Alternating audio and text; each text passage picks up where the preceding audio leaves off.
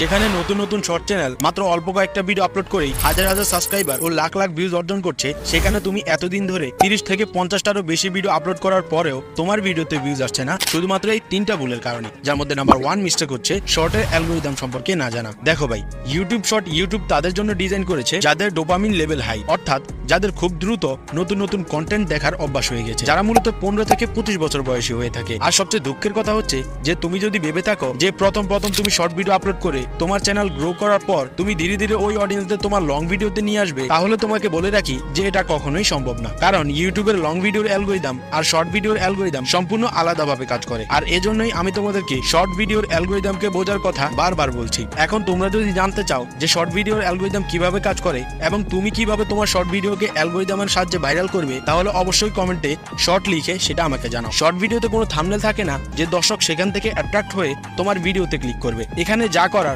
তা তোমাকে প্রথম 3 থেকে 5 সেকেন্ডের মধ্যেই করে ফেলতে হবে। আর বাকি 20-30 সেকেন্ডের কথা তো বাদই দিলাম, কারণ যদি কোনো ভিউয়ার্স বোরিং হয়ে একটানা 3 বার তোমার ভিডিওকে স্কিপ করে, তাহলে তোমার চ্যানেলের ভিডিও ওই অডিয়েন্সের সামনে আর সহজে পৌঁছাবে না। আর এই জন্যই কখনো কখনো 30-40 সেকেন্ডের একটা শর্ট ভিডিওর মধ্যে সেই পরিমাণ পরিশ্রম করতে হয় যেই পরিমাণ পরিশ্রম একটা 3 থেকে 4 মিনিটের লং ভিডিও তৈরি করতে লাগে। আর সেখানেই নতুন শর্ট ক্রিয়েটররা 2 নাম্বার ভুল করে থাকে, আর সেটা হলো দ্রুত কন্টেন্ট ডেলিভারি না করা। যেখানে গড়ে একজন সাধারণ মানুষ ইউটিউবে 3 থেকে 5টা লং ভিডিও দেখার পরেই ইউটিউব থেকে বের হয়ে যায়, সেখানে ওই একই অডিয়েন্স 30 মিনিট থেকে 1 ঘন্টার মধ্যে প্রায় 50টারও অধিক শর্ট ভিডিও দেখে ফেলে। যার অন্যতম কারণ হলো শর্ট ভিডিওর মধ্যে খুব দ্রুত কন্টেন্ট ডেলিভারি হয়। ফর এক্সাম্পল, একটা ব্লগ ভিডিওতে সেই ভিডিওর মেইন লোকেশন দেখার উদ্দেশ্যে একটা মানুষ 15-20 মিনিটের ভিডিও দেখে, কিন্তু একটা শর্ট চ্যানেল সেই লোকেশনকে মাত্র 1 মিনিটের মধ্যেই দর্শকদের দেখিয়ে ফেলে। যার ফলে যে কোনো মানুষ ওই 15 মিনিটের ব্লগের জায়গায় 1 মিনিটের মিনি ব্লগ দেখতেই পছন্দ করবে। আর এখানেই তোমাকে মনোযোগ দিতে হবে ভিডিওর প্রথম 5 সেকেন্ডের মধ্যে। লং ভিডিওতে যেমন অডিয়েন্সদের মনোযোগ ধরে রাখার জন্য ভিডিওর প্রথম 30 সেকেন্ড ইম্পর্টেন্ট, ঠিক সেভাবেই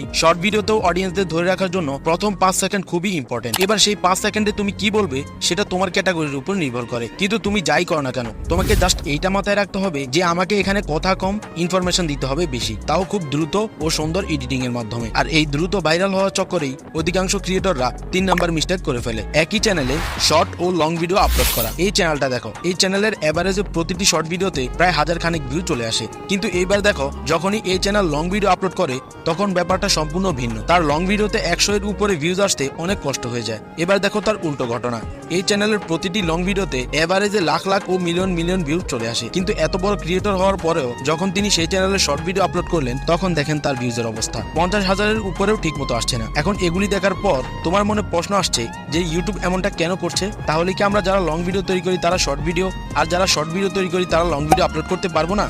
অবশ্যই পারবে, এবং সেটা থেকে অনেক ভিউজও অর্জন করতে পারবে। তার জন্য তোমাকে এটা জানতে হবে যে ইউটিউব আসলে এমনটা কেন করছে আর তোমার কি করা উচিত। তো দেখো, লং ভিডিওর চ্যানেলে শর্ট ভিডিও ও শর্ট ভিডিওর চ্যানেলে লং ভিডিওতে ভিউজ না আসার সবচেয়ে বড় কারণ হচ্ছে যখন তুমি একটি চ্যানেলে শুধুমাত্র লং ভিডিও আপলোড করেই অনেকগুলো সাবস্ক্রাইবার অর্জন করে ফেলো, তখন তোমার সেই চ্যানেলের সবগুলো সাবস্ক্রাইবাররাই হচ্ছে তারা যারা লং ভিডিও দেখতে পছন্দ করে। আর যারা লং ভিডিও দেখতে পছন্দ করে তারা তো আর শর্ট ফিড স্ক্রল করে না, যার কারণে তুমি যখনই শর্ট ভিডিও আপলোড করো তখন তাদের সামনে কখনোই তোমার শর্ট ভিডিও পৌঁছায় না। আর যেই অল্প সংখ্যক অডিয়েন্সের কাছে পৌঁছায় তারা হচ্ছে সেই অডিয়েন্স যারা লং ভিডিওর পাশাপাশি মাঝে মাঝে শর্ট ভিডিও দেখে। এবার এই সেম জিনিসটাই ঘটে শর্ট চ্যানেলের ক্ষেত্রেও। তারা যখন শর্ট ভিডিও আপলোড করতে করতে তাদের চ্যানেলে অনেকগুলো সাবস্ক্রাইবার অর্জন করে ফেলে, তখন তাদের সবগুলো সাবস্ক্রাইবাররাই হচ্ছে তারা যারা শর্ট ভিডিও দেখতে পছন্দ করে। এখন যারা শর্ট ভিডিও দেখতে ইউটিউবে আসে তারা তো আর লং ভিডিও দেখে না, যার কারণে তুমি যখন তোমার শর্ট চ্যানেলে লং ভিডিও আপলোড করো তখন আর তাদের সামনে তোমার লং ভিডিও পৌঁছায় না। আর যেই অল্প সংখ্যক অডিয়েন্সের কাছে তোমার ভিডিও পৌঁছায় তারা হচ্ছে সেই অডিয়েন্স যারা শর্ট ভিডিওর পাশাপাশি মাঝে মাঝে লং ভিডিও দেখে। এখন তোমার মনে প্রশ্ন আসছে